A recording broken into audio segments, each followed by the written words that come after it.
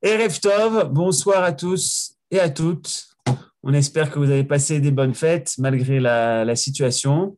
Et donc, on se retrouve avec le Chouv Ben Ogros. Continue. On a fait de l'ordre la semaine dernière avec la paracha de Bamidbar.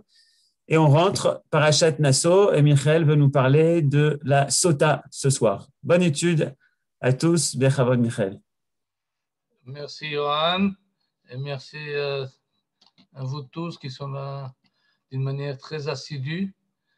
Kol hakavod, malgré les temps qui sont pas faciles, mais un peu d'étude de la Torah ne peut faire que du bien. Et, et dans notre paracha, j'aurais pu choisir un sujet plus sympathique que la femme infidèle. Et il y a des choses beaucoup plus souriantes dans la paracha, comme Birkat Kohanim, comme l'intronisation du Mishkan avec les Nessi'im qui amènent chacun leur korbanot. C'est plus chagigi, c'est plus sympa. Alors que, et même l'histoire les règles qui régissent le nazir sont plus accessibles, alors que le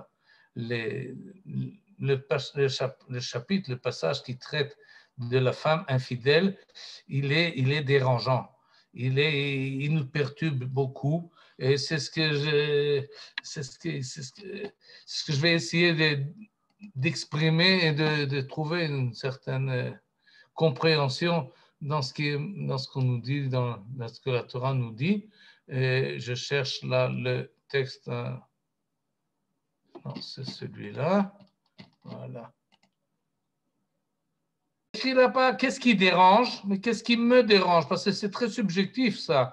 Tout ce que nous disons est subjectif. Si on n'a pas encore dit, on a quand même dit déjà. C'est-à-dire, c'est ma manière à moi de lire la paracha et je la présente à vous essentiellement pour que vous me corrigez, pour m'orienter. Mais vous, d'habitude, vous êtes assez avare en remarques. Mais donc, qu'est-ce qui me dérange dans la paracha de Sota? En fait, lorsque j'ai un peu étudié la chose, j'ai fait passer sur Google et j'arrive à plusieurs articles. Et il y en a qui ont été très dérangés par la paracha de Sota. Ils ont été même exaspérés. Et il semble qu'il y a un écart très profond entre ce que la paracha nous dit et les idées qui sont aujourd'hui généralisées. Et donc, il y a problème, il y a des choses qui dérangent et on va essayer de faire un peu de l'ordre et peut-être on va trouver des réponses. Et sinon, alors, on restera sur nos questions et ce sera peut-être un moyen d'élucider la chose. Et ça, c'est le texte en ivrite, une vingtaine de psukim, de versets. On va les lire d'abord en français. L'Éternel parla à Moïse en ces termes. Parle aux enfants d'Israël et dis-leur, si la femme de quelqu'un, déviant de ses devoirs, lui devient infidèle, si un homme a eu avec elle un commerce charnel à l'insu de son époux, et qu'elle était clandestinement déshonorée, nul cependant n'est déposant contre elle parce qu'elle n'a pas été surprise, mais qu'un esprit de jalousie se soit emparé de lui, et qu'il soupçonne sa femme, effectivement déshonorée, ou qu'un esprit de jalousie soit emparé de lui et qu'il soupçonne sa femme, bien qu'elle n'ait point subi de déshonneur. Cet homme conduira sa femme devant le pontife, Cohen, et présentera pour offrande à cause d'elle un dixième d'épha, qui est une mesure de farine d'orge. Il ne versera point d'huile et n'y mettra point d'encens, car c'est une oblation de jalousie, une oblation de ressouvenir, laquelle remémore l'offense. L'offense, la faute. Et le pontife la fera approcher et il la placera en présence du Seigneur. Le pontife puisera de l'eau sainte dans un vase d'argile, prendra de la poussière se trouvant sur le sol du tabernacle et la mettra dans cette eau. Plaçant alors la femme en présence du Seigneur, le pontife lui découvrira la tête et lui posera sur les mains l'oblation de ressouvenir dont on parlait à l'instant, qui est l'oblation de jalousie, tandis qu'il tiendra dans sa propre main les eaux amères de la malédiction.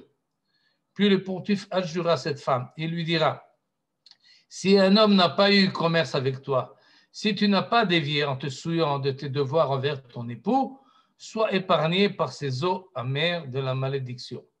Mais s'il est vrai que tu aies trahi ton époux et tu te sois laissé déshonorer, si un homme a eu commerce avec toi, autre que ton époux, et la phrase ne se termine pas, mais on comprend très bien ce qui risque de se passer. Alors le pontife adjurera à la femme pour le serment d'imprécation et il dira à la femme que l'Éternel fasse de toi un sujet d'imprécation et de serment au milieu de ton peuple, en faisant lui, l'Éternel, dépérir ton flanc et gonfler ton ventre, et que ces eaux de malédiction s'introduisent dans tes entrailles pour faire gonfler le ventre et dépérir le flanc. Et la femme répondra, Amen, Amen. Le pontife écrira ces malédictions sur un bulletin et les effacera dans les eaux amères.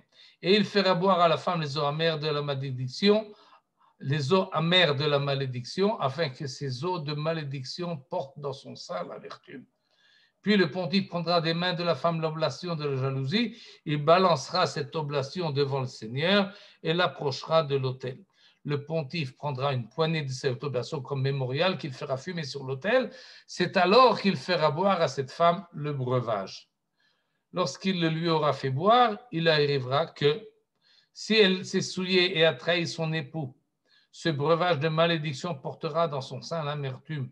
Il fera gonfler son ventre, dépérir son flanc, et cette femme deviendra un sujet d'imprécation parmi son peuple. Mais si cette femme ne s'est pas souillée, si elle est pure, elle restera intacte et aura même une postérité. Telle est la règle concernant la jalousie.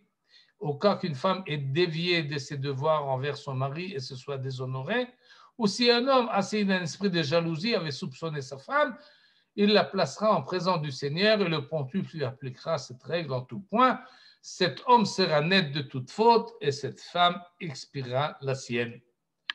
Et ça, c'est donc ce que nous dit la Torah, une vingtaine de psukim, et qui, comme dit, dérange pour plusieurs raisons. Et une de ces raisons que je vais tout de suite éliminer, c'est-à-dire, et grâce à ces deux psukim-là que vous voyez maintenant, c'est-à-dire l'adultère dans le cadre de la Torah est une faute grave. Elle est considérée parmi les trois interdictions les plus graves, comme l'interdiction de tuer et comme l'interdiction de faire avodah zara. Et la gravité, elle est relative, mais on a quelques critères pour la définir. Un des critères, c'est Ya'areg ve'al ya'avor. On sait très bien que pour toutes les mitzvot de la Torah, la vie est plus forte. Et donc, si on risque de transgresser une avéra, on préfère continuer à vivre et transgresser cette interdiction plutôt que l'inverse. Sauf pour trois, tu ne tueras point, tu ne feras pas avodah zara, et l'otinav, tu ne feras pas d'adultère. C'est donc considéré par la Torah comme le summum des crimes, et donc on n'est pas étonné quand on voit dans ce passage-là que cette femme, si effectivement elle a commis l'adultère, elle est passible de la peine capitale, et comme on l'a dit les fois précédentes, maintenant c'est plus appliqué. Mais on comprend la gravité de la chose. Et ça, il faut bien. Oui, c'est comme dans les 10 commandements. Lo tirtzach, lo tin'af, lo tignov, lo ta'aneh bereacha et shaker, lo tin'af, tu ne commettras point d'adultère. Et bien que c'est marqué au masculin, c'est valable également au féminin. Et je fais cette remarque-là parce qu'il y en a qui pensent qu'en lisant la paracha de Sota, pourquoi c'est seulement que la femme qui est mise à mort, si elle a fait adultère, elle n'était pas toute seule. Il y a donc un homme derrière. Et où est l'homme? Pourquoi lui n'est pas accusé? Et cette question-là, elle n'est pas une véritable question parce que nous avons ici, comme dit, 20 versets, mais ce ne sont pas les seuls qui parlent de cela dans la Torah. Et la Torah nous dit explicitement que s'il y a une avéra, une faute d'adultère, ce n'est pas seulement la femme qui est passible de mort, mais également l'homme. Ve'ish asher in'af, là je lis le verset de Lévitique chapitre 20, Ve'ish asher in'af et eshet ish, asher in'af et eshet re'eu, c'est quelqu'un qui aurait eu des relations avec la femme de quelqu'un d'autre. Et là, on précise la femme de son prochain pour bien préciser qu'il y a ici dans cette trahison un problème, pas seulement un problème entre Akadosh Baruch Hu, c'est pas seulement une avéra religieuse, c'est une faute envers quelqu'un d'autre. Mot yumat hanoef vanoafet. Et la Torah précise dans ce chapitre 20 du livre de Vaïkra, dans toutes les interdictions concernant la sexualité, elle insiste, shnehem, lui et elle. Et donc, cette distinction-là que certains aiment faire dans le Pachas de Sota, elle n'est pas à sa place. C'est évident que lorsqu'il y a eu un cas d'adultère, l'homme et la femme sont paisibles de mort. Et d'ailleurs, la halakha et la Torah précisent exactement quelle est la peine qui leur est donnée et comment ils sont mis à mort, les deux. Et donc, ces problèmes-là ne perturbent pas beaucoup. Et, par contre, un autre problème qui peut se poser, c'est, je les ai ici écrits, on va tout de suite voir la photo là, et non, peut-être on va commencer par la photo. Et regardez, il n'y en a pas beaucoup de photos, il n'y a pas beaucoup d'images qui illustrent cette scène, mais j'en ai trouvé quand même une. Et comme ça, elle est représentée, ce n'est pas signé, mais d'après le style, je vous reconnais. Ça fait partie des dessins que l'on fait pour le groupe qui essaie de remettre à l'actualité la construction du troisième temple. Et ils font beaucoup de publications pour nous montrer comment c'était à l'époque du temple, comment les choses se passaient. Et donc, il parle du Korban Pesach, il parle du service du Kohen Gadol à Yom Kippour. Et là, dans ces dessins, il nous montre également la place de cette femme qui est accueillie par le prêtre, à Sha'arei Nikonor, comme ça s'appelle, les grands portiques au Beth Amikdash. Et on voit là qu'elle n'est pas seule, elle est entourée là de plusieurs personnes. Et il y en a qui pensent, par erreur d'ailleurs, qu'il n'y a que des hommes.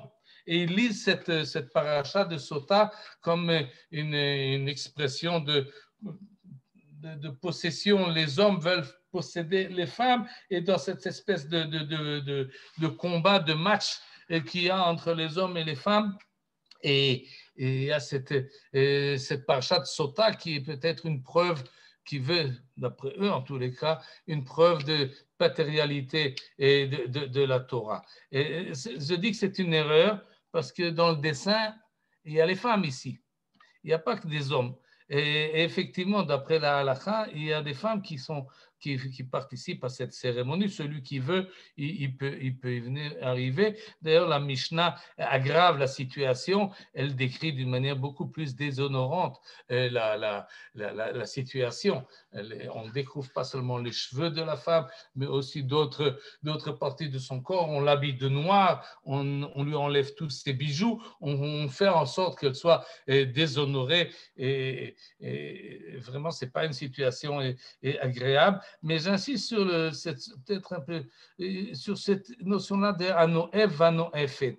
J'ouvre une parenthèse là-dessus, un peu courte, mais quand même, je pense qu'il faut le dire. Parce que dans la discussion actuelle, on entend souvent deux parties qui sont un peu opposées, une espèce de match qui essaye de renvoyer la balle dans l'autre camp. C'est-à-dire, vous avez un camp qui dit de tous les problèmes que nous avons, c'est à cause de la tsniout, à cause de la pudeur, et celle qui est chargée de la pudeur, c'est la femme, et donc tous les problèmes qu'on peut avoir dans ce domaine proviennent d'un mauvais comportement des femmes.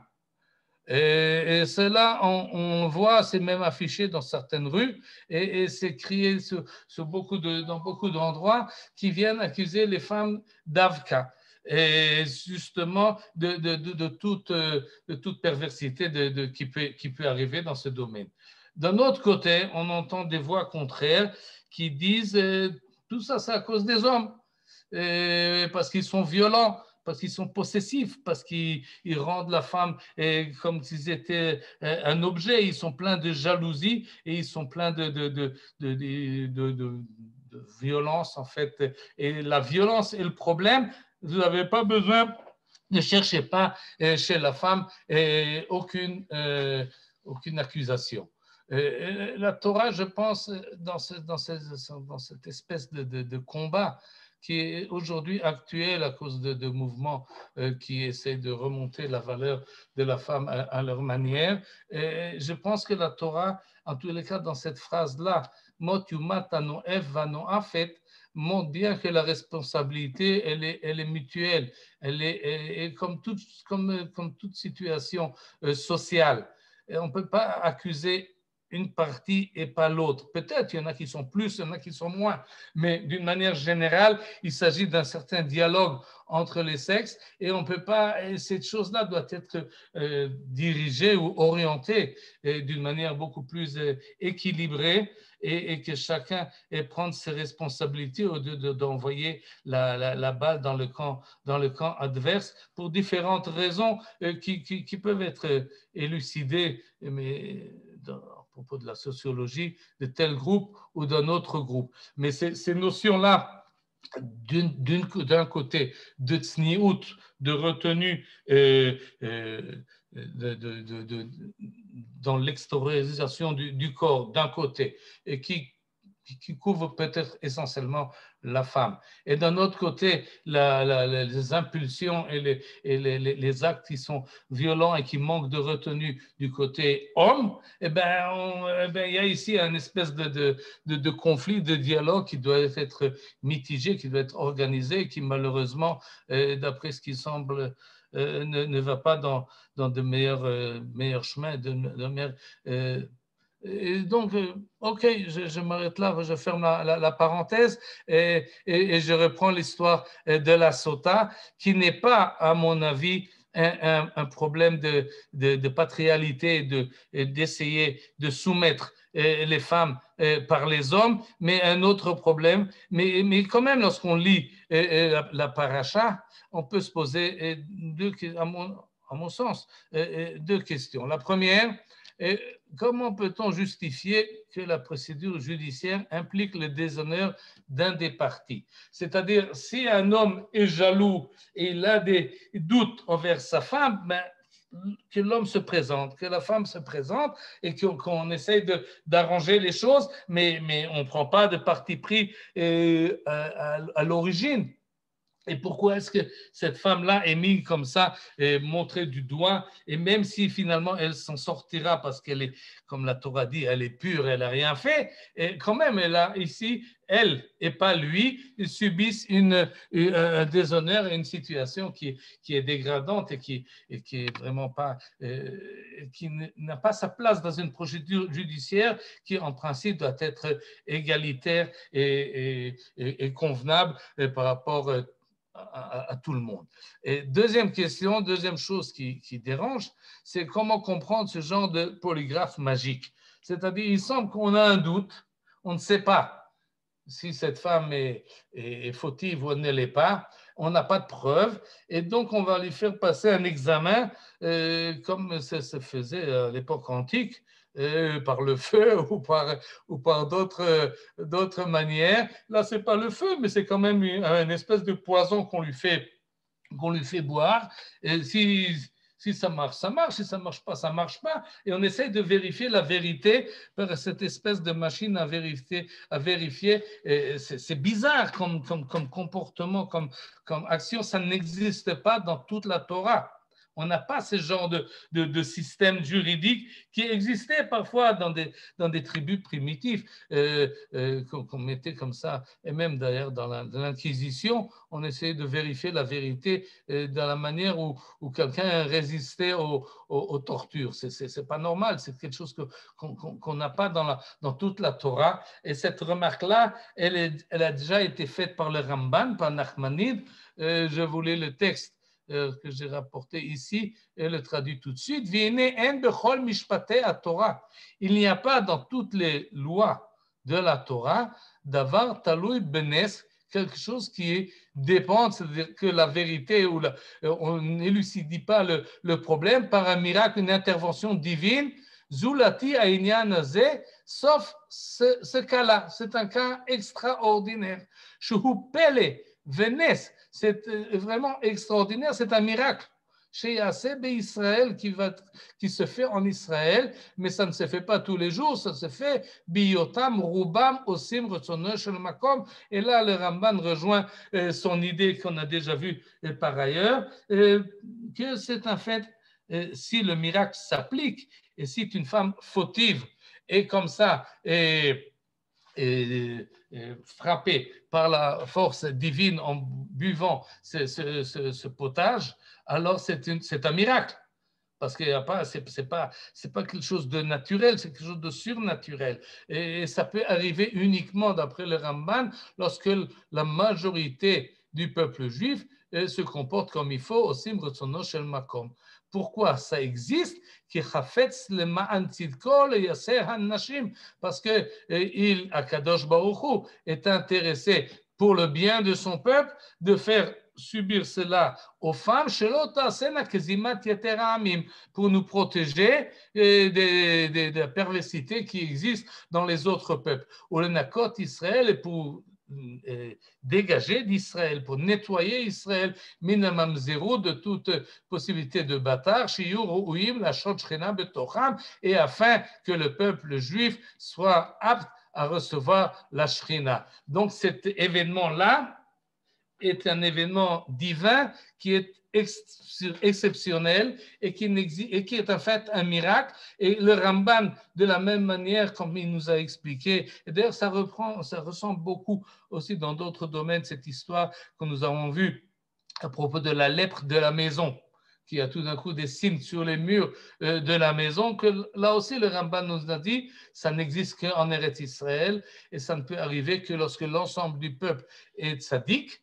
Alors, à ce moment-là, il peut arriver qu'Akadosh intervient pour empêcher des fautes et des écarts. Et donc, là aussi, et on va là-bas et aussi ici chez le Kohen, qui c'est son rôle de corriger les erreurs qu'il peut y avoir dans la société. Mais cette intervention divine est un miracle divin. Et donc, ça ne peut arriver que lorsque on mérite ces miracles-là, ou le fichach, continue le Ramban, cette chose-là a cessé d'exister. Parce que la chose a cessé d'exister, misha'a shenitkalkelu ba'averot. À partir du moment où l'ensemble du peuple n'est plus un peuple idéal et exemplaire, alors ce système-là de vérification n'existe plus. C'est comme ça que nous dit le Talmud dans Masechet Sota, Misherabu Anuafim Pasku Mesota, lorsqu'il y a eu des cas qui se sont multipliés d'adultère, alors l'eau de Sota n'a plus fonctionné. Et insiste le Ramban pour nous dire, c'est pas que ça devient permis. C'est pas que maintenant ils sont exemptés de la faute. Non, la faute existe, même si leur mari ne se comporte pas comme il faut, même si l'ensemble du peuple a une culture perverse, c'est pas que ça devient permis, chas v'shalom, ça reste interdit, mais ce miracle-là, Hanes Agadol, ce grand miracle-là, n'existe plus, et on n'a plus la chance, de profiter de cette vérification tellement directe de l'Éternel. Il faut ajouter à cela que d'après le Talmud, en tout cas d'après ce qui semble de toutes les sougiotes, on n'a pas de cas précis où la chose a été appliquée. Il y a des discussions, mais il semble que toutes ces discussions-là sont des discussions théoriques. On n'amène jamais un cas où voilà, comme ça a été fait. Chaque fois qu'il y a une discussion dans le Talmud, il arrive souvent qu'on amène des cas pratiques pour essayer d'élucider les divergences. Mais à propos de la Sota, dans tout le Talmud, qui est vraiment une somme assez grande, on n'a pas trouvé de traces qu'effectivement la chose a été appliquée, bien que et là aussi ça ressemble un peu à la Sarat, à la lettre des maisons où la Gemara dit explicitement. En tout cas, il y a une marloquette que ça n'a jamais existé, comme le fils rebelle, nous dit la Gemara, ça n'a pas existé. Alors pourquoi c'est inscrit dans la Torah? Droche de Kabel Sachar, étudie la Torah et essaye d'en tirer une leçon pour ta vie courante. Et je crois que c'est faisable d'en tirer une leçon. C'est ce que je vais essayer de faire, une certaine rationalisation, essayer de remplir l'écart entre cette époque-là passé et que nous dit le Ramban n'existe plus parce que nous ne sommes pas dans un niveau adéquat. Et aujourd'hui, peut-être on peut quand même étudier cette paracha et en tirer un certain enseignement. En tous les cas, le Ramban nous dit que c'est une intervention miraculeuse d'Akadosh Baruch Hu et que c'est un cas exceptionnel uniquement dans le cas de la femme sota, dans la femme infidèle, cette intervention est appliquée, mais ce qui ne nous explique pas pourquoi cette intervention arrive uniquement dans ce cas-là. Pourquoi ça n'existe pas lorsqu'on a un doute à propos de Shabbat, à propos de Yom Kippour, à propos d'autres interdictions de vol, etc.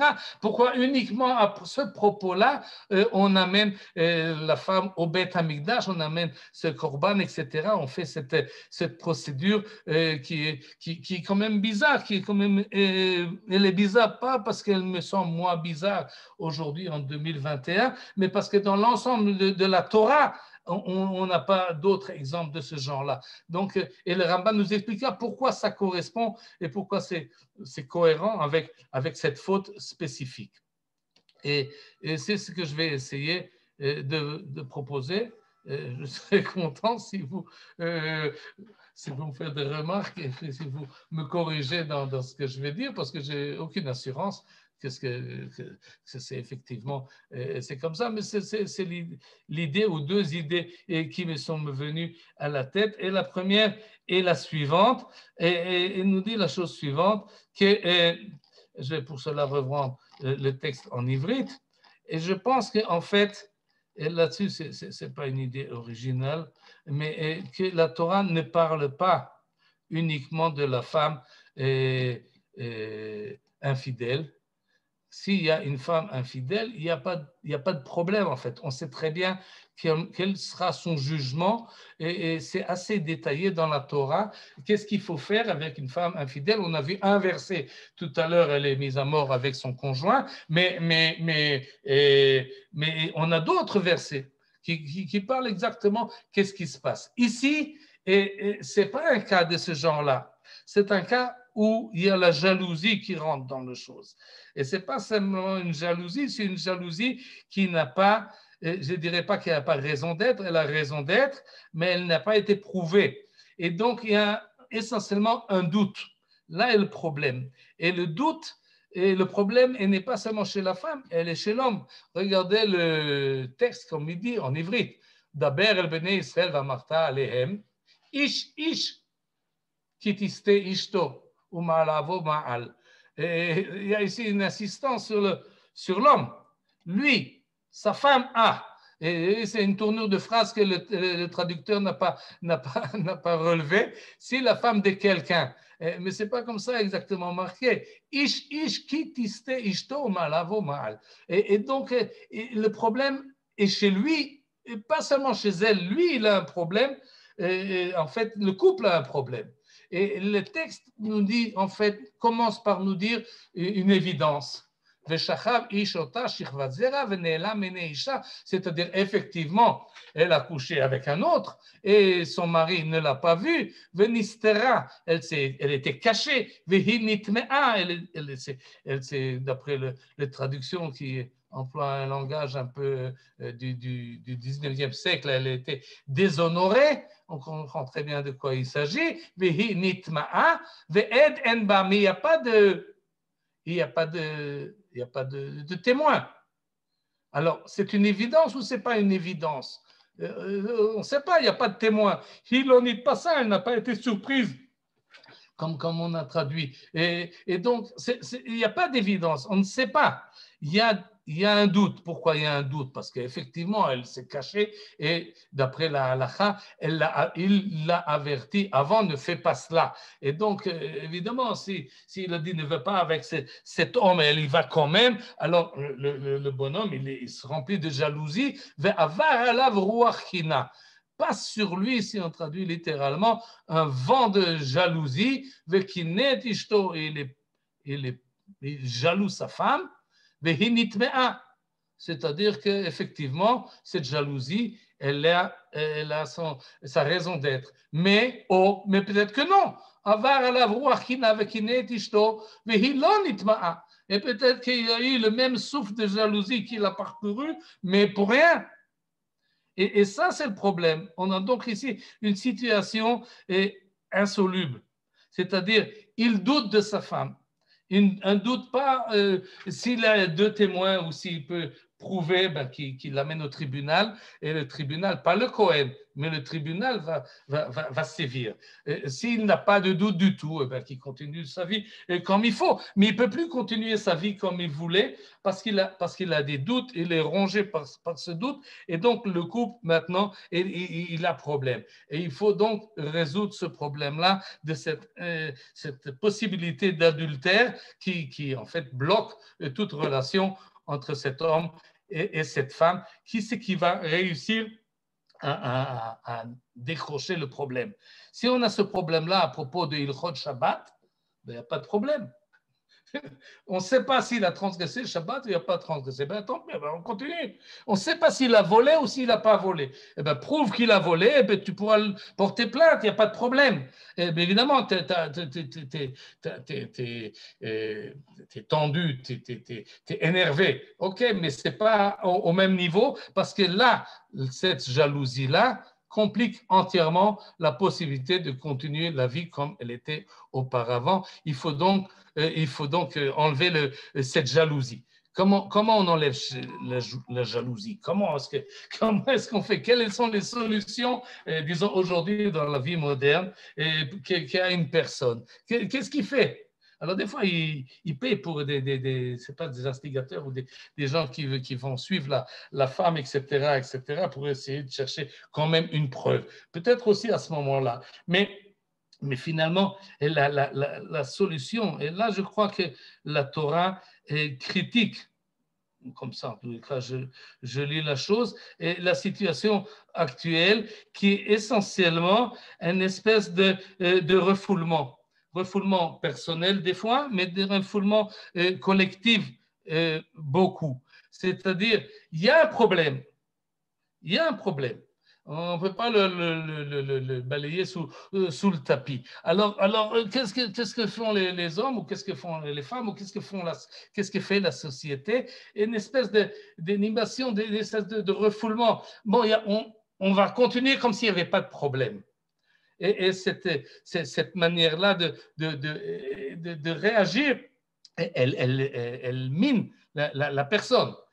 Il fait semblant que la chose est courante et il n'y a pas de problème. Mais ça le ronge de l'intérieur et en fait, l'abcès continue à grandir et les relations entre le couple explosent finalement d'une manière beaucoup plus grave parce que la chose n'a pas été résolue. La société, d'une manière générale, refoule le problème. Il dit non, c'est plus un problème.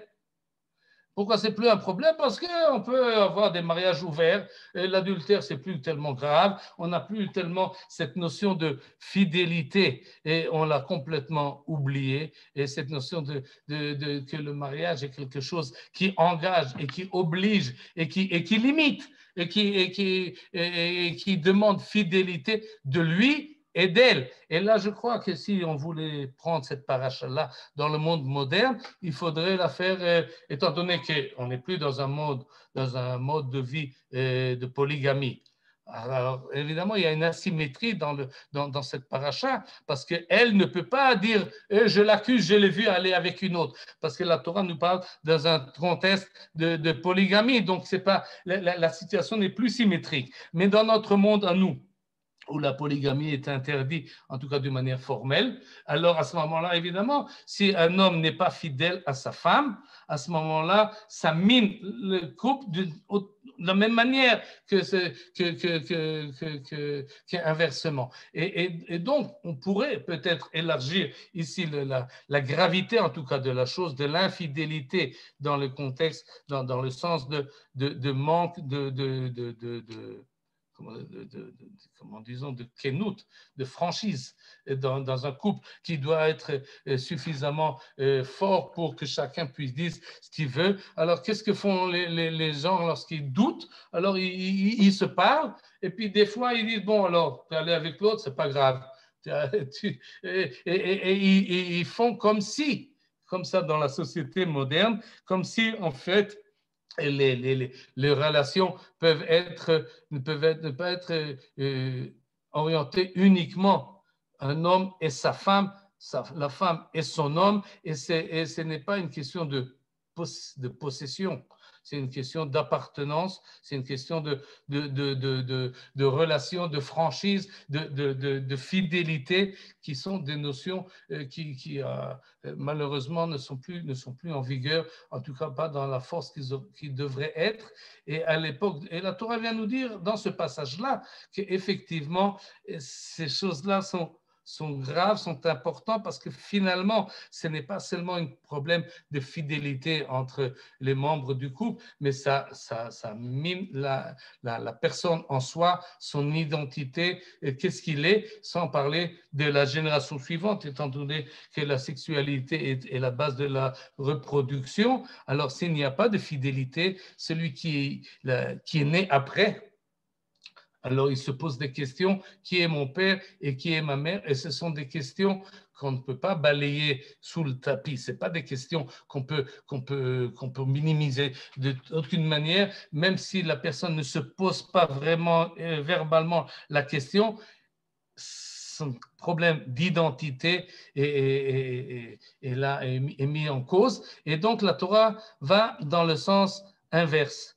Non pas de refoulement et d'intériorisation qui finalement est extériorisé d'une manière inconsciente, mais alors qu'est-ce que nous propose la Torah? Eh bien, tu mets ça sur le tapis, tu mets ça sur la table, tu mets ça ouvertement, tu extériorises ton problème d'une manière très ouverte, très même cruciale, et d'une manière décidée, tu en prends la responsabilité, et l'homme qui amène sa femme au Beth Amikdash, évidemment, il va subir les conséquences de la chose, et c'est pour ça qu'il amène un korban, nous dit le Vevi et korbana alea asirit haefa. Ce n'est pas un korban habituel, ce n'est pas un korban d'expiation, c'est un korban qui vient dire, à mon avis, monsieur, tu fais là maintenant un effort, tu es aussi engagé dans cette. Et c'est lui qui amène le korban, pas elle. Et il doit s'engager ici, il doit être présent. Il ne l'envoie pas. Il est présent dans la chose, et on lui demande compte. Pourquoi est-ce que tu doutes de ta femme? Est-ce que tu as des preuves? Est-ce que tu n'as pas de preuves? Et uniquement lorsqu'il est dans le doute qu'il ne peut pas prouver, alors à ce moment-là, on essaye, à mon avis, c'est ça le but de la chose, d'élucider le problème. Et élucider le problème, ça peut être dans un sens ou dans l'autre. Si effectivement ces doutes ont été causés, avaient bonne cause, alors d'après la Torah, comme dit précédemment, motumat, il n'y a pas de compromis. Le problème de l'adultère est un problème grave dans la société humaine. Cette question-là n'est pas une question que c'est ma femme ou c'est sa femme, ça aussi, c'est une certaine appartenance. Et dans les 10 commandements, on a, oui, le dernier, et on n'a pas le droit de vouloir quelque chose qui appartient à un autre d'une manière générale, mais c'est un problème beaucoup plus grave parce qu'il comporte l'intériorisation de chaque personne. Il s'agit de sa personnalité profonde, profondément de son âme, et donc un problème d'adultère est un problème d'identité grave et qui risque de perturber toute la société,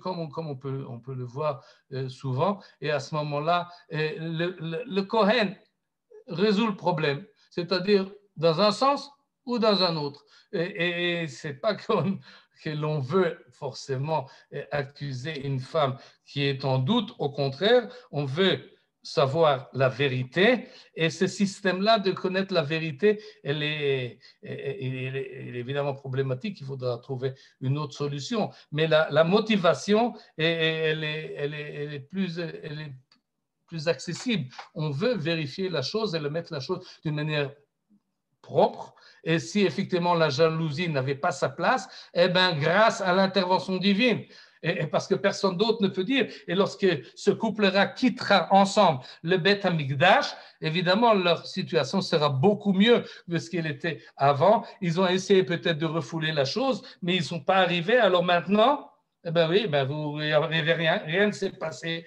tout est en ordre, eh ben rentrez chez vous, et brachot, bracha, ve'atzlacha, et ils ont la bénédiction divine qui en fait élimine d'une manière totale, puisque Akadosh Baruch Hu lui-même a déclaré que cette femme n'avait rien fait. Et donc tout rentre dans l'ordre. Mais si ce n'est pas le cas, alors évidemment, là aussi les choses rentrent dans l'ordre d'une manière un peu plus tragique, mais finalement la chose est résolue et les choses sont clarifiées parce que ce doute-là, on ne peut pas le laisser tel quel. Et je crois que là, la Torah nous indique quelque chose qui est vraiment important. Si c'est un peu dérangeant, je ne l'ai pas dit tout à l'heure, mais je crois que ça doit déranger. C'est-à-dire, quand on entend un problème de ce genre-là, on ne peut pas passer à côté. Il arrive qu'on entend, tu sais, celui-là, il est allé avec celle-ci, etc. Ça doit déranger. La société est perturbée par ce genre de choses. On ne peut pas dire, bon, aujourd'hui, ça se fait. Bon, aujourd'hui, qu'elle se taise et qu'elle accepte, ou d'autres choses de ce genre-là. Non, ça doit déranger. Et comment dire, ce processus-là est effectivement dérangeant. Il perturbe la vie normale. Ça n'arrive pas tous les jours. C'est quelque chose qui doit être extraordinaire et finalement doit être réglé, à mon avis, pas seulement dans le cadre privé de chacun et de chacune, évidemment, c'est le contexte, mais lorsque la situation passe au domaine public, le public doit réagir, doit dire ça ne se fait pas chez nous. Et ces réactions de la société, et peut-être on s'intruse là dans la vie privée des autres. Il faut faire attention aussi à cela et pas exagérer là-dedans. Mais ne pas réagir du tout, c'est laisser faire, ça permet d'instaurer des normes de conduite que si la société n'accepte pas, alors elle peut peut-être réagir et enfreindre la chose. Et donc, je pense que ce que veut ici la Torah nous dire, s'il y a là un doute que d'une manière public, le Kohen au Beth Amikdash, c'est lui qui est responsable des normes morales, pas de chacun individuellement, mais certainement de la société d'une manière générale. Je ne sais pas très bien comment le faire aujourd'hui, mais je pense que si on avait des gens des hommes de lettres, comme on dit, des intellectuels ou des rabbins, ou peu importe qui peuvent sonner le glas et dire attention, on est ici et le faire d'une manière que ce soit accepté, que ce soit entendu, parce que sinon on va à l'abandon, on va dans une direction qui n'est pas bonne et tout le monde le ressent que c'est malsain. Et donc, je pense que c'est ça. Et d'ailleurs, si on relit le texte, on voit que c'est là-dessus que la Torah insiste. C'est pour ça que le korban, ça s'appelle Minchat Kenaot. C'est un korban de jalousie. Comment il appelait ça? Ablution de jalousie. C'est la même chose ici. Zot Torah Kenaot. C'est pas Torah Hasota. Ça ne s'appelle pas la Torah, la loi de la femme adultère. Non, c'est Torah Takenaot. Ça, c'est la loi concernant la jalousie.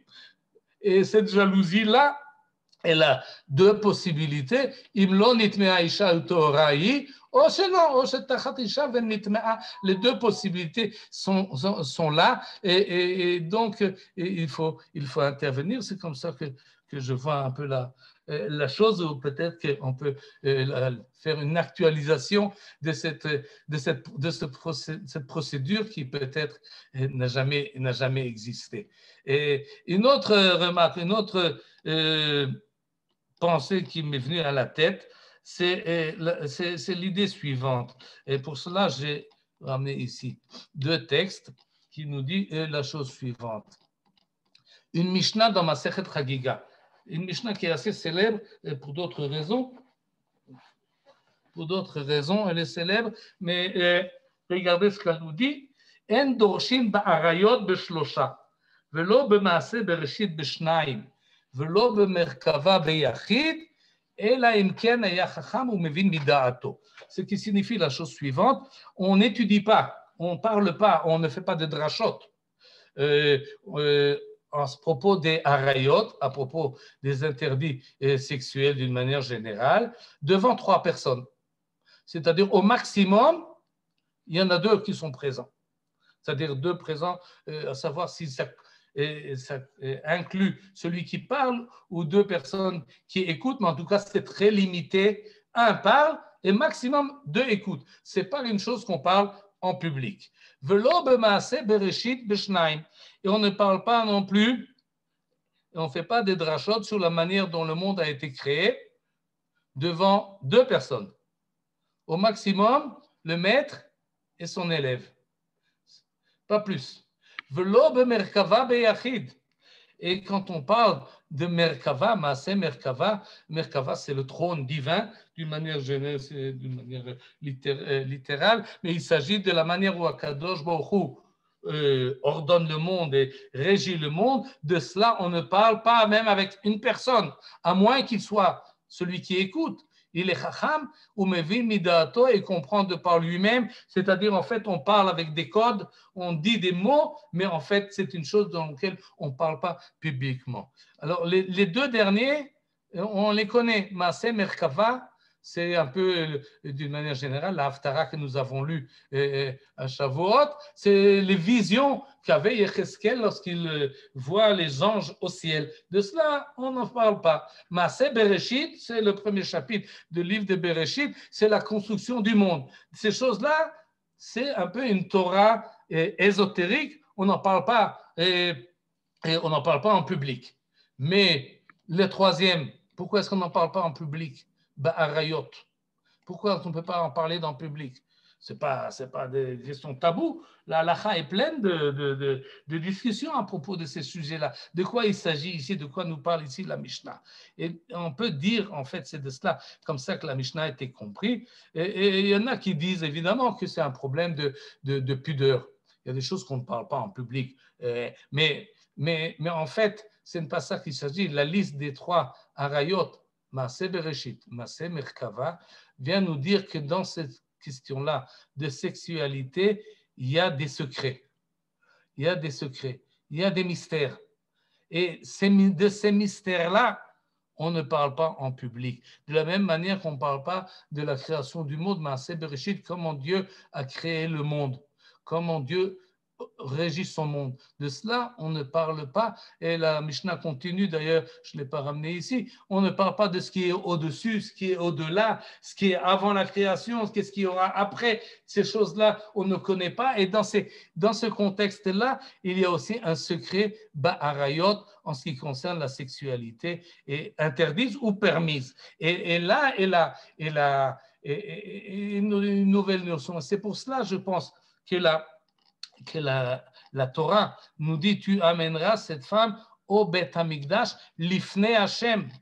Et comme c'est marqué explicitement, devant l'Éternel, il faut amener cette femme-là, et pas seulement cette femme, mais par elle, tout celui qui veut penser à propos de Giloué, Arayot, d'adultère et de relations. Il y a une présence divine dans ces relations-là. Vehemida l'ifnei Hashem. Et d'ailleurs, dans le processus, il y a le nom divin qui intervient.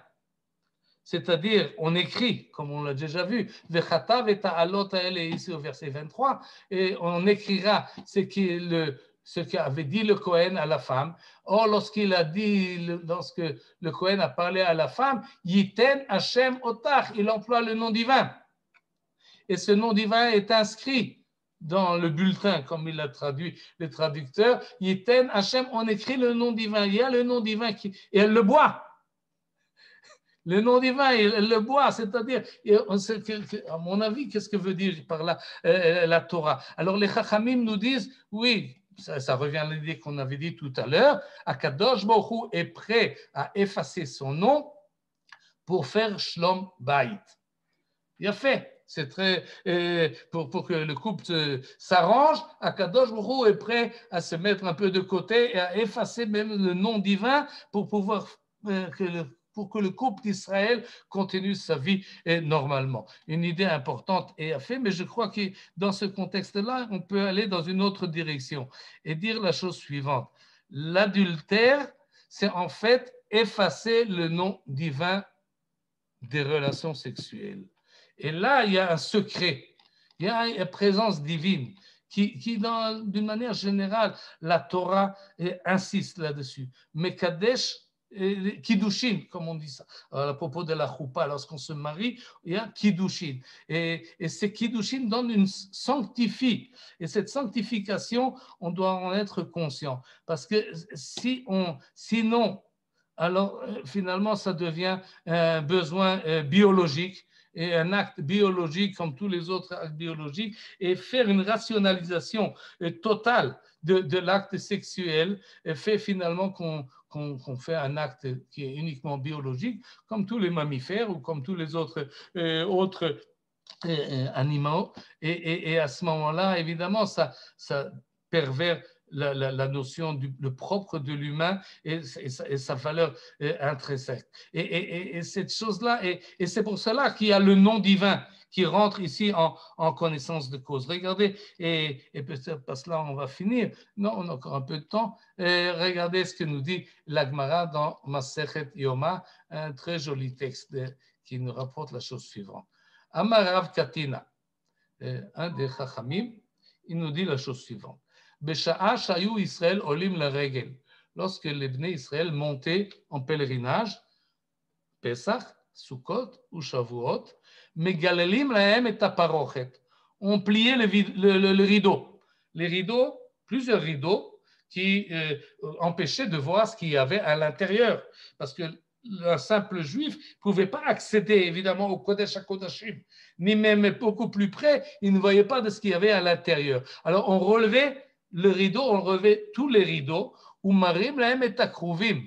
Et on pouvait voir à ce moment-là les chérubins qui étaient sur l'arche de l'alliance avec la Torah dans le Saint des Saints. On ouvrait, on n'approchait pas, mais on le voyait de loin. Et ces krouvim-là, ces chérubins, hayum urim zebazé, étaient enlacés l'un avec l'autre. Et dans un autre ménage, on nous dit, un avait une forme masculine, l'autre avait une forme féminine. Vomrim lahem, on dit au Bnei Israël, on leur explique quand on leur montre les chérubins. Il y a une explication de ce qu'ils voient. Re'ou, voyez, chibatrem lifnei hamakom ke chibat zachar nekeva. Votre affection de la part d'Akadosh Baruch Hu, à vous, Akadosh Baruch Hu vous aime comme un homme aime une femme, comme un amour charnel, comme on traduit ça. Et c'est une idée qui est extraordinaire. On monte en pèlerinage 3 fois par an, on va au Beth Amikdash, on regarde le Saint des Saints et c'est ça qu'on voit. Quand on rentre à la maison, ben évidemment, le couple il se comporte comme il faut. L'amour règne dans la maison. Regardez ce que la Gemara continue à nous raconter. Amar Resh Lakish, un des chachamim importants, Rabbi Yochanan et Resh Lakish. Resh Lakish nous dit la chose suivante. Finalement, le temple a été détruit et des étrangers, des non-juifs, sont arrivés à l'endroit que voyaient les Bnei Israël lorsqu'ils montaient en pèlerinage. Et ils ont vu ces chérubins, Amorim Zebezé, et ils ont vu ce qu'on sait maintenant, ce qu'il y a, 2 chérubins enlacés l'un avec l'autre, alors qu'ils ont pris ces chérubins-là, cette statue-là, on peut dire maintenant, au Tzion Nashou, qu'ils l'ont sorti sur la place publique, sur le marché, Ve'amro. Et voilà leur interprétation à eux. Israël, alalou, ces juifs-là, quand ils font une bracha, une bénédiction, c'est la bénédiction qui marche. Quand ils font une malédiction, au contraire, eh ben, ça marche aussi. C'est de ça qu'ils s'occupent, c'est de ça qu'ils ont dans leur sein des saints. Un amour de personnes, c'est ça qu'ils mettent en exergue, c'est ça qu'ils idolâtrisent. Mais il y a des ilum. Tout de suite, ils ont, comment dire, ils ont profané, ou ils ont profané au sens, ils en ont fait quelque chose de profane. Sheneemar, comme il est marqué dans le Megillat Echa, Kol Mechabdea Hizilua Kirau Ervata. Tous ceux qui respectaient le peuple juif ont cessé de le respecter parce qu'ils ont vu leur erva, comment dire ça, leur envie charnelle. C'est-à-dire d'une manière, on peut voir la différence entre ce qu'on explique au Bnei Israël, la même statut, la même position pour le Bnei Israël lorsqu'ils montent en pèlerinage au Beth Amikdash, c'est Gdusha, c'est un amour saint, c'est la manière dont on peut concevoir les rapports qu'il y a entre un homme et Akadosh Baruch Hu. Tout Shir HaShirim en parle. Alors que si on approche aux mêmes choses avec une idée tordue dans la tête, où on parle de ces mêmes choses-là d'une manière perverse, alors on ne comprend plus du tout ce que c'est que le Beth Amikdash, ce que c'est le peuple juif, que ce que c'est que Dusha, qu'est-ce que c'est Nesuin, qu'est-ce que c'est l'adultère, et tout est. Et donc, en cassant et en brisant le Beth Amikdash, on casse en fait toutes les relations sociales jusqu'à la relation même du couple en soi. Et cette idée-là qu'il y a dans les relations du couple et dans la vie sexuelle, la Kedusha, cela aussi se trouve dans notre paracha, on amène cette femme au Beth Amikdash. Et si elle, effectivement, et son comportement n'était pas adéquat, alors le nom divin est effacé. Il s'efface. Il y a dans cette perversivité des rapports sexuels, il n'y a pas seulement un problème d'infidélité, qui est un problème grave, comme dit dans les rapports humains, mais il y a un problème également profond des rapports avec Akadosh Baruch Hu. Et pour le conserver, il faut laisser un certain mystère, une certaine sode. Il y a dans la création de l'homme et quelque chose de formidable, d'extraordinaire, de mystérieux qu'on ne comprend pas jusqu'au bout, qu'on ne connaît pas jusqu'au bout, et donc on peut pas on peut pas le profaner et en faire comme si c'était un menu de restaurant ou quelque chose comme ça. Cette zilout, cette profanation, cette déchéance-là, la Torah essaie de la rattraper en montrant que non, il y a un rapport dans toute sexualité, il y a un rapport de Kedusha, il y a une présence divine, et c'est là, il faut en être conscient. Évidemment, il vaut mieux en être conscient sous la choupa, dans les mariages, quand tout va très bien, plutôt que lorsqu'il y a problème. Mais les deux se complètent finalement, et il faut faire attention de conserver cette kedusha-là, parce qu'elle est cruciale. Et lorsqu'elle manque, on voit à quel point c'est la déchéance de toute la société. Et il me reste qu'à vous écouter vos remarques pertinentes. Toda Rabba. Toda Rabba. Merci beaucoup, Michael. Vous pouvez maintenant ouvrir vos micros. On a encore quelques minutes. Je ne suis pas limité aujourd'hui, comme c'est Isrou Chag. Ah. Alors, prenez votre temps. On attend vos commentaires. On a un bon quart d'heure. Allez-y. Michael, j'ai une petite question. Oui, Suzy. Et pourquoi à l'époque du Beth Amikdash, il n'y a pas le cas de la femme qui amène son mari au prêtre et qui prennent ce breuvage? J'en ai fait une allusion. Parce que oui, mais il n'y a pas, d'une manière très simple, il n'y a pas de symétrie complète, et oui. Finalement. Oui, c'est ça. Et donc, la polygamie, lorsqu'elle est permise, elle est permise d'une manière asymétrique. C'est vrai d'une manière générale dans la grande majorité des sociétés humaines. Et donc, ça semble-t-il que la chose provient, en fait, on explique ça à cause de la biologie de la femme et de l'homme, mais finalement, comme ça, les sociétés se sont créées et se sont organisées. Il est très rare de trouver des sociétés où un homme est assujetti à une femme et la femme peut se permettre plusieurs hommes. Je ne sais pas.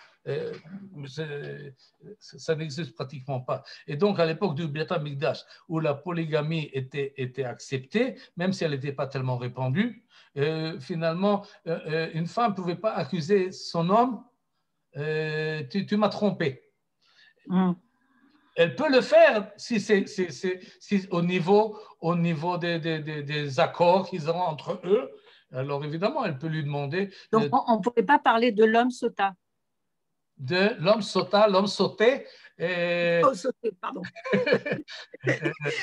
Sorry. Oui, on parle ivrite là, oui, mais pas. Ok, mais dans tous les cas, non, ça n'existe pas. Ça ne veut pas dire juste qui est venu. Et c'est pour ça que je pense qu'aujourd'hui, à l'époque moderne, on est déjà après 1000 ans de l'interdiction de polygamie, d'après Rabbi Gershon Meor Agola, ça a été aboli, la polygamie, c'est plus permis. Et donc, si dans une société, effectivement, comme la nôtre, où la chose n'est pas acceptée, d'une manière formelle, alors évidemment, un homme qui tromperait sa femme, c'est inacceptable. Et il faudrait trouver le moyen de le remettre à sa place. Et s'il y avait une parachate à Isha sauté, alors peut-être qu'effectivement, ça aurait pu améliorer la chose parce que, encore une fois, c'est un comportement qui est scandaleux et qui est trop facilement accepté. Toda, Michael. Toda Rabam. Annette, tu voulais dire un mot? Autre personne, Alex, tu veux réagir? Vas-y, Annette. Oui, vous m'entendez? Est-ce que vous m'entendez? Oui, on entend avec du bruit, un bruit un peu de mouvement. Simplement, ma mère me disait une chose intéressante. Elle me dit, c'est surtout un problème de bâtardise. C'est-à-dire que l'homme n'est jamais sûr que son enfant dans le ventre de sa mère. Donc, c'est extrêmement angoissant pour le couple. Est-ce que cet enfant est vraiment l'enfant du père? Et elle revenait toujours ça parce que tout de suite après, vous avez l'enfant qui devient le mored. Alors, vous reliez les deux par chiottes. Oui, ça à propos de ça, c'est par chaque IPC, on y arrivera aussi. Effectivement, notre paracha insiste sur le problème du mari par rapport avec sa femme. Mais c'est encore beaucoup plus grave lorsqu'il s'agit d'un enfant qui ne sait pas qui est son père. Ces choses-là, on ne peut pas les refouler. Ça ne marche pas, ça n'existe pas. J'y crois pas. C'est des choses qui accompagnent et qui finalement, je n'ai pas de preuve à l'appui, mais oui, les gens sont perturbés, sont déstabilisés, son manque d'assurance, ne savent pas qui ils sont et ça c'est tragique, c'est problématique, mais c'est pour ça que je dis il faut réagir, mais je ne vois pas de réaction, au contraire. Si, la réaction c'est que le divorce est permis. Oui, et le divorce est pas seulement permis. Et même, on fait une on encourage dans ces cas-là, dans des cas d'adultère, etc. Oui, et il faut qu'il soit permis. Et c'est une réaction valable pour ce qui peut empêcher certaines choses. Non, ce que je voulais dire, c'est qu'on ne réagit pas. Je ne sais pas, vous allez sans doute au cinéma, vous entendez vous lisez des, je sais pas, Ynet, Walla et compagnie, toutes les compagnies qui nous donnent, sont chargées de nous informer et qui ouvrent le débat sur des questions de ce genre-là, comme si il n'y a plus de limites.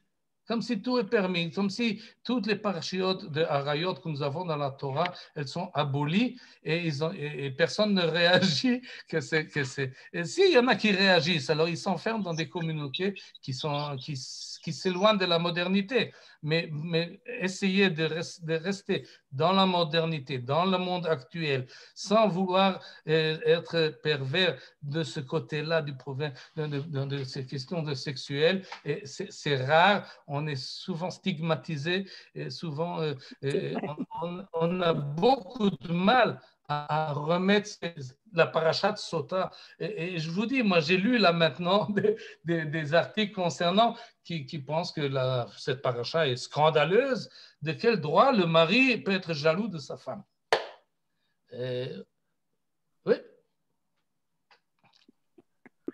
Et je pourrais avoir une question justement pour faire le lien avec, avec votre cours de la semaine dernière.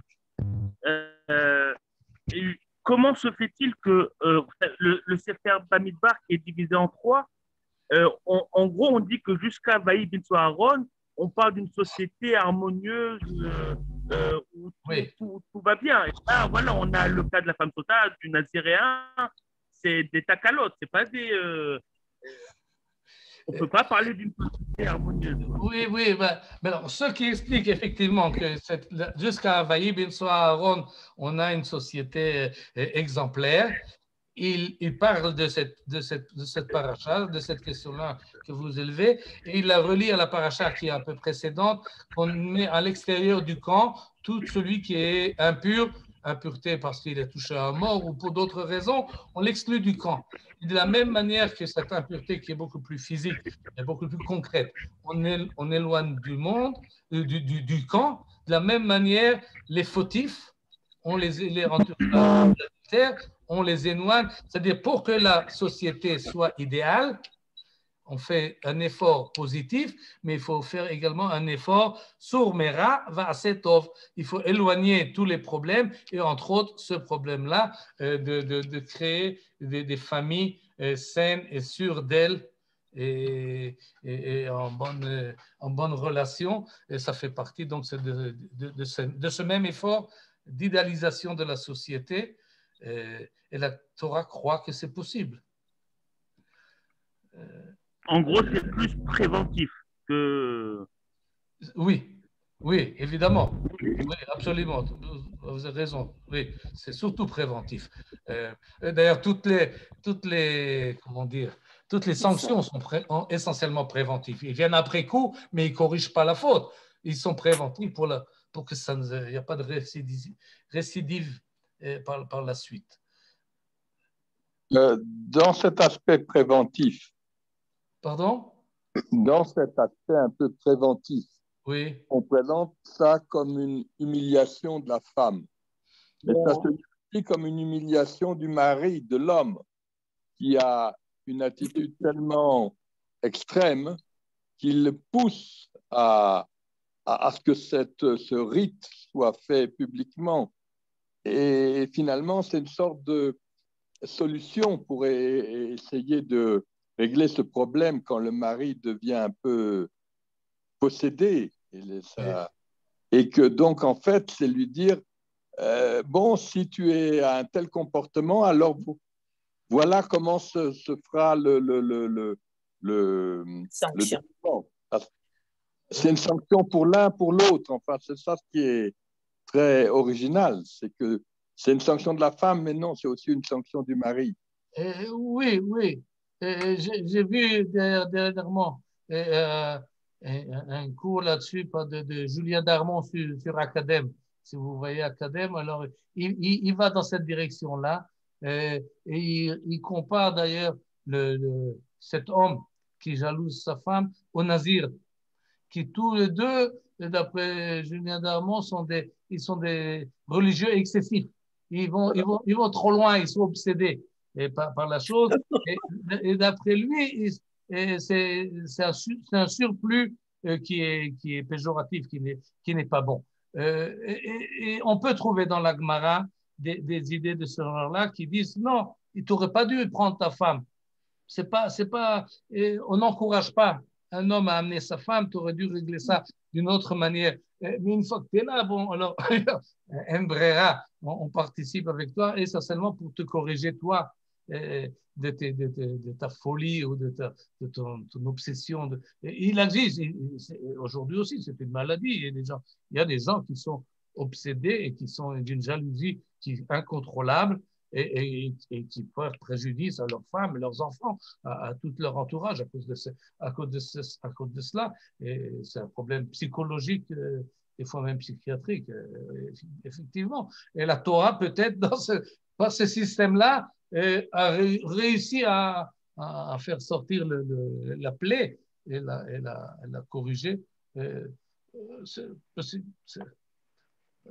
aussi acceptable. Tada. Merci, Michael. Toda rabba. D'autres réactions, chers amis? Toda rabba. Merci beaucoup. Bonne semaine et qu'on ait que des bonnes Merci, nouvelles. Yohan. Toda, Shalom, Michael. shalom.